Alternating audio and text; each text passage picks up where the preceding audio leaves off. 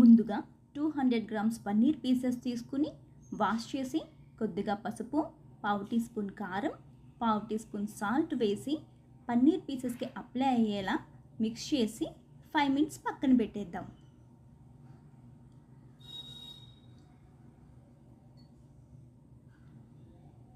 Stove on చేసి pan పెట్టి pan heat అయిన తర్వాత 2 స్పూన్స్ శనగపిండి లేదా బేసిన్ పౌడర్ వేసి 2 మినిట్స్ డ్రై రోస్ట్ చేసి పక్కన పెట్టేద్దాం. స్టవ్ ఆన్ చేసి పాన్ పెట్టి పాన్ హీట్ అయిన తర్వాత 1.5 స్పూన్ నెయ్యి వేసి మ్యారినేట్ చేసుకున్న పన్నీర్ పీసెస్ 2 మినిట్స్ ఫ్రై చేసుకుందాం. అంతకన్నా ఎక్కువ టైం ఫ్రై చేసుకోవద్దు. 2 మినిట్స్ తర్వాత పన్నీర్ పీసెస్ ఒక సైడ్కి పెట్టేద్దాం.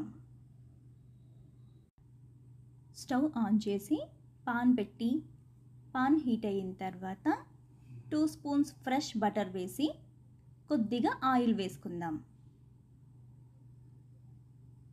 నేను ఆయిల్ తక్కువగా వేస్తానండి, మీరు ఇంకా కొద్దిగా వేసుకోవచ్చు.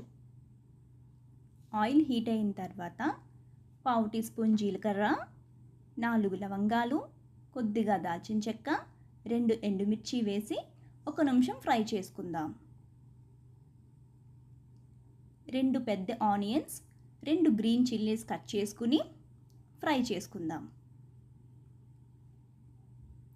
ఆనియన్స్ ఫ్రై అయిన తర్వాత కొంచెం turmeric and fresh ginger garlic paste 1 full spoon add చేసుకుని పచ్చివాసన పోయే వరకు ఫ్రై చేసుకుందాం. ఈ టైంలో మనం ముందుగా రోస్ట్ చేసి పక్కన పెట్టుకున్న శనగపిండి, మీ టేస్ట్కు తగినట్లుగా కారం, సాల్ట్, ధనియా పౌడర్, గరం మసాలా పౌడర్ కూడా ఈ టైంలో వేసుకోవాలి. నేను గరం మసాలా స్కిప్ చేశాను. 1 స్పూన్ గరం మసాలా పౌడర్ ఈ టైంలో వేసుకోండి. వీటన్నిటినీ బాగా మిక్స్ చేసి లిడ్ పెట్టి 2 మినిట్స్ ఫ్రై అవనిద్దాం.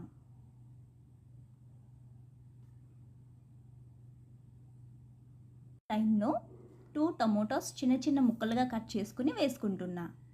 మీరు టమోటా పేస్ట్ చేసుకుని కూడా వేసుకోవచ్చు. టమోటా మెత్తబడిన తర్వాత ఈ టైంలో క్రష్డ్ కసూరి మేతి వేసుకోవాలి.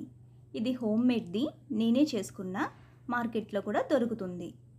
2 స్పూన్స్ కర్డ్ వేసుకుందాం. మంచిగా మిక్స్ చేసుకుని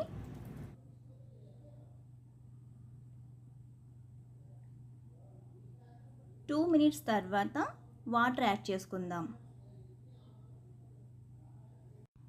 వాటర్ 2 మినిట్స్ బాయిల్ అయిన తర్వాత ముందుగా ఫ్రై చేసుకున్న పన్నీర్ పీసెస్ యాడ్ చేసుకుని పీసెస్ మసాలా అబ్జర్వ్ చేసుకుని కర్రీ దగ్గరికి వచ్చే వరకు మధ్య మధ్యలో మిక్స్ చేద్దాం.